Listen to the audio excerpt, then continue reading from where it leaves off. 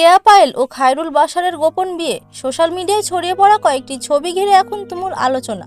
তাহলে কি সত্যি বিয়ে করেছেন এই জনপ্রিয় দুই জুটি, নাকি পুরো বিষয়টাই অন্য কিছু? অবশেষে মুখ খুললেন কেয়া পায়েল নিজেই।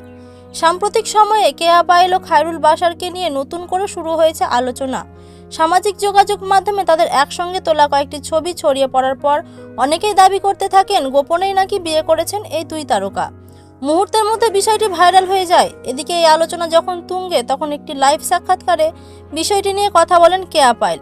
তিনি জানান, খায়রুল বাশারের সঙ্গে তার সম্পর্ক ভালো হলেও বিয়ের যে খবর ছড়ানো হচ্ছে তা সঠিক নয়। বর্তমানে তিনি নিজের কাজ ও ক্যারিয়ার নিয়েই ব্যস্ত রয়েছেন।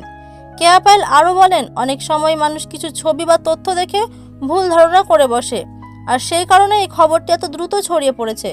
তবে শেষ পর্যন্ত কেয়া পায়েলের বক্তব্য অনুযায়ী খায়রুল বাশারের সঙ্গে তার বিয়ের খবরের কোনো সত্যতা নেই। অর্থাৎ সোশ্যাল মিডিয়ায় ভাইরাল হওয়া এই খবরটি ছিল শুধু একটি গুঞ্জন।